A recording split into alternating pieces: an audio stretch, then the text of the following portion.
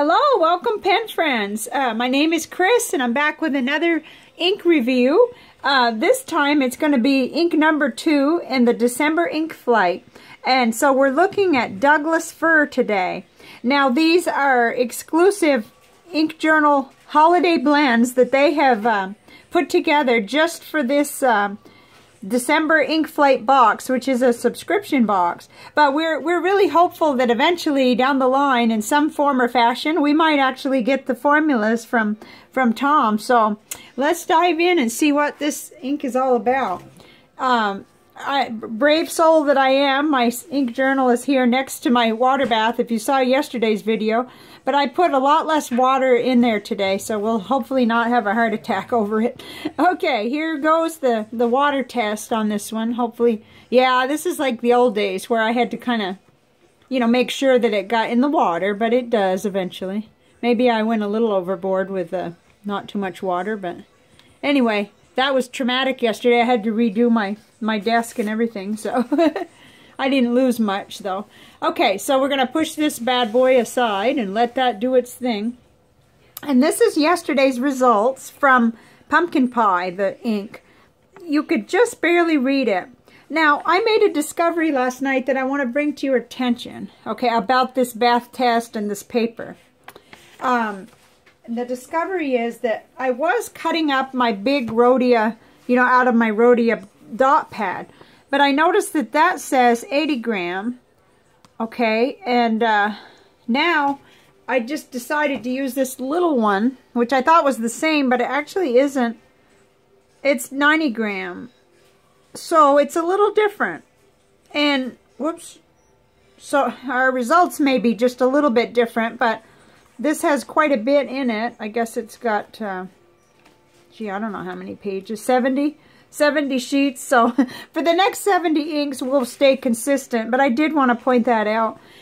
This ink from yesterday disappeared, except for that you could see traces of the writing. And I believe you may even be able to see just traces. So it's a typical fountain pen ink. But just to be fair, I wanted you to know that that was a variable there. Okay, so let's get right into the Rodya Gold Book, which is my ink journal. And into our primary page here. So when we finish, we'll have all 7 colors on here. But here's the Douglas Fir. It's a nice dark green. And it surprised me. At first I thought, about both of these, I thought, oh, I just want to get to the purple one, you know. But no, I put this in my Serendipity in the broad nib. And I had a blast with it writing letters. I've actually, oh, that got a little leaky. I've written 2 long letters with this, and it just really, it's a nice color. And they were inserts into a Christmas card, so it was awesome. One other thing is that in the testing for this ink, I finally got the Lamy issue resolved, and I have a fine nib on my Lamy Vista, and it cleaned out just fine. It was the other one I was having trouble with because I'd been running dark black inks in there and I just couldn't get it cleaned out. I can, but it was going to take me time. So that's the only other change. All right. So let's go over and look at what we see here. Okay, it's going to look a little dark, but we've got pretty good lighting and we've got a variety to look at here. So I loved it in the broad nib on just about all the papers. I loved it, but especially on the Tomoe River paper, the 52G that I write letters on. Here it is on Tomoe River paper. It's coming across in the camera as a little darker for you to see than my eye sees, so it's a little lighter for me. But then in the fine nib, in the Lamy Vista, I'm trying to recall the person, there was a viewer who recommended that, and it's a good idea. It is a big difference between the Lamy fine nib and the Serendipity broad, and so that gives us more of a kind of a middle of the road. It's not as fine as a pilot nib would be, but yet it gives us something a little finer than a medium number 6 nib. So I like the idea, and thank you very much. So it still retained that nice green, that dark green. And I really love it. I wouldn't have known that except that before I even got into here, I'd written 2 pen pal letters. So it was really awesome. Okay, so let's see. And just, you know, like I said a minute ago, it's exclusive from Ink Journal for the December ink flight. And it is a secret formula right now. But, you know, in an email from Tom, he said he was still making up his decision about that. And that he's leaning toward disclosing the formulas at some point, and maybe in a fun way. So let's look forward to that. Okay, here is the Cafe Note with Tomoe River paper. From Nanami Paper Company. And on this side, it's the broad nib and the Serendipity, so it's a number 6 broad nib. And over here, it's the Lamy fine nib. And that's kind of good because most of us are familiar with what a Lamy fine nib looks like. But I felt really good about how it retained the same awesome color. And that's pretty good. I've got, actually the sun's coming in through the window to the left, and maybe it's darkening things just a little, but it's pretty good. So that's how that looked. And I was happy with both, but I see more shading and more of what I like in the broad nib. That's just the way it's been going these days for me. Okay. And then this little gem, this little notebook here gives us a really good glimpse at how the ink looks, because the paper is phenomenal in here. And as you can see, you can really see the color. You can see it from its darkest down to its lightest. And it's really pleasing to me. I don't think that I would just use this during the holidays. I think I would actually like this green as a letter writing green all the time. So that makes me even more interested in the formulas, but there are some others that we'll see that compare. All the writing here is with the Little Moon Man mini glass nib pen, which most of you have seen, but it could be your first view of you know, here. So that's what I used for this writing, and I really like it. It's a good little pen to just dip and really easily clean, and use for these little challenges or for, you know, testing out more inks. So I've been really happy with this purchase. So there's that, and I'm doing the Boho Berry challenge mostly for myself, because I like to review the end of the year, and right now I've just been flying around, not really having a lot of time for social media, but a little bit here and there. Okay, so on to the paper samples. This is Tomoe River 52 gram that I was talking about. Let me hold it right up. I just really liked how it did on there in the broad nib, and so letter writing wise, that was really a joy to use it. In fact, I thought, oh, I dipped 3 or 4 different times, and I thought, oh, I'm going to use it all up before I do my ink profile, but I didn't, of course. It doesn't take that much ink to write with. And then here it is in the fine Lamy nib. Okay, and then on Leuchtturm dot grid paper, there it is in the broad nib, and there it is in the Lamy fine nib. You could still see the nice green. It's kind of wondering, that looks a little dark there. There was a point where I did redip, so that does look quite dark, but it still retains the green to my eye, and I really liked it. Okay, then on to Rodya dot grid 80 gram. This is the one that we used to dunk in the water test, but now we're doing the other one. Okay, it's down here. I started, oh, that was where I dipped, because I saw that's faded, and I knew that was too faded for this ink. So I did the dip, and then we go to the other extreme, but that's the way it works. By the time we got over here, it started to look more like itself. Oh dear. And here it is in the fine nib in the Lamy Vista. So that was really good. Okay, and then on this one, this is Clairefontaine 90 gram French ruled paper. And there it is, at the top in the broad nib, and on the bottom in the Lamy fine nib. Again, no problems at all on any of my papers. Here it is on my daily process type paper, Office Depot College ruled. I have a notebook that I love with this, and it did just fine on there with both nibs. I started to put M because I'm so used to it.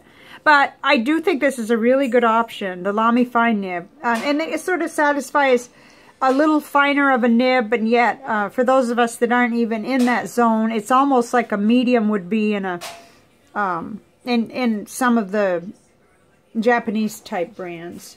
Not quite, you know, because it is different, but okay. So this is where we had the spill yesterday. I had the spill. Oh, look at that. Now that's interesting. That's a total different story from the other one. Probably is on the floor. Let me grab it. You know, somebody once told me the biggest shelf in the house is the floor, and they're right about that. You see, that's already, we can tell that there's a difference there. That's really staying. Cool. I mean, the green didn't, so all I'm seeing is this dark, dark color, but that's cool. And that's why we do this test, or why I'm addicted to doing this test, is because we just never know what we're going to find out. Okay, let's look at the chromatography strip before we look at comparisons. It's still drying, but it was definitely doing its job. It was working for at least an hour, so I know that it's done what it's going to do. So I can kind of, you know, disengage it now from this little thing. So there it is. Really cool. Let's see. Let's compare it to yesterday's, if I can find it. Oh, I put it up here. And of course, yesterday's had a little additional spill involved, but we still can see. This is pumpkin pie, and then this is Douglas fir. So these are the very first two real chromatography that I've experimented with, and it's kind of fun. I don't know what I would do with it. I really don't know what it would do for me, but it's still kind of fun to see what comes out, you know. But so let's go ahead and move on to looking at our panel, our comparison panel, very carefully with this thing. Okay. Okay, so here we go. I made a brand new panel. Plan to do that with each of these because I want a place for the formula, and I want to kind of see these in with the very best that I have to compare it with. And right away, I thought Diamine Sherwood Green would probably... Oh, would you look at that? I didn't do the... I'll tell you, I didn't apply the water. That's funny. Let me go ahead and pause this and apply the water. Geez, at least we're not having a spill today. I'll be right back. There, I'm back. Now, of course, this is going to take a while to dry. And, but it does give us, it kind of lifts the color out of the ink, and it kind of gives us an additional way to compare the inks. So up here in the left-hand corner at the top is today's ink, Douglas fir. And it's very interesting to me how, you know, these two on the surface compare. This is Diamine Sherwood Green.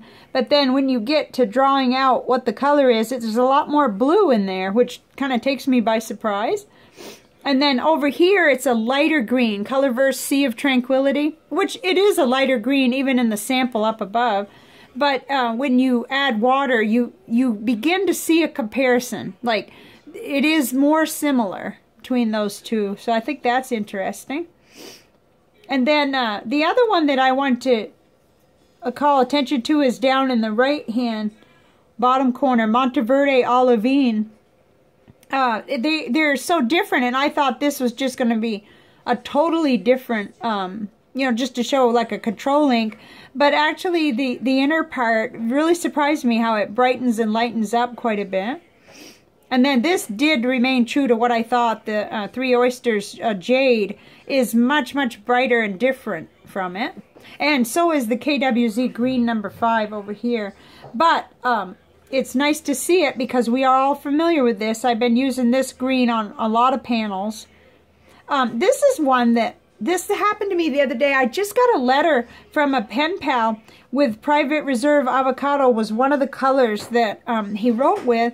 And it just stunned me because I thought, oh, that's beautiful. And I had it in my mind. I had this little sample for a long time, but I had it in my mind that I didn't like it, that it was an ugly kind of a green. And it was so beautiful coming out of, I think it was a flex nib, but still it was really pretty. So anyway, I put that one on here because it's in that darker family. And then there's Blackstone Daintree Green, which is just bright, bright, and very, very nice. So these are as close as I could really get to compare and kind of show you. But I really enjoyed doing this. I just didn't finish. And you know, an interesting note on this, this is the kind of thing that's been happening. You know, little things that that never happen out of, I don't know, I did 30 in a row once. I've done a series of 8 several times. I've never forgotten to add the water to my panels. But I'm all done with, you know, Christmas purchasing and mailing and Christmas cards and everything. But still, there's this, like, I don't know what it is, like, you know, it sort of infects us this time of year, I guess. So anyway, let's look at what happened when I did the Nick Stewart process with this ink. It's very subtle, you know, it didn't have the dramatics that some of them have, but it was still really fun to see that. And I kind of see the lighter green coming out, and it retains some of the dark parts, you know. So it was a lot of fun. It just wasn't quite like some of them have been, you know, nowhere near as dramatic. Let's see, and I've also got one really silly one that I did in the art journal, because I just decided I'm not going to try to make trees. I'm just going to do whatever. So I want to see the chromatography and, you know, or whatever I can get from this process. And sure enough, it just looks silly, but it was fun. It was a lot of fun, and it is a real movable ink like yesterday's. As far as, you know, as soon as you touch, you get a lot of little fireballs or whatever, explosions of ink. So that was really fun to do. So that was cool. Now, let's see. Yes, and let me just show you. Okay, so there's miles of difference in what we get on here and what we get on the chromatography strip. So this is more scientific as far as what the content of the ink is. So it's really more my love of art journaling and playing around with inks that makes me do the other process, but I really like it. So even when we compare a dried panel, because this is drying now, but it's still going to look darker to you than this one. See how that is? I'll hold it down there. So, you know, I'll show you this panel on the next video. And my apologies for not having that done. But see, that's a big difference, what we learn from standard kosher, you know, chromatography and what we get on here. But it's fun. Both processes are fun. I just love watching that climb up and separate like that. I had it right here, sitting right here on my desk while I was doing. That's probably how I got distracted and didn't put the water down on the panel. Okay, so what's next is very exciting to me, because on this panel of 7 ink samples, this is my favorite, Sugar Plum. And it, you know, it's purpley, so you could imagine. And this is going to be the next ink that we'll do a profile of. May not be tomorrow, but it'll be very soon. And I'm looking forward to getting that in a nib. But you know what's interesting to me, I'm not in a hurry to get these others out of the pens, but it's okay, because I conserve ink, and I put it back. I confess, I put it back. Well, I'll put this back into the vial before I clean out the Lamy and put in the Sugar Plum. So anyway, thank you for being here, and thank you very much. And I also want to say, should have said this in the beginning, but welcome to all the new subscribers. I've been noticing, it doesn't escape my attention that we are getting close to 1,000 pen friends here on the channel, and I just love it. Subscribers, you know, I love it. It's fun, and I never dreamed in my wildest dreams there'd be that many. I can still remember that extreme excitement about having 100. You know, I was almost to 100, and I was like, I can't believe it, you know. And now it's like, forget it. It just blows my mind. But it's because we share a love of the same things: the inks, the pens, the pen goodies, what happens with ink, and, you know, and art and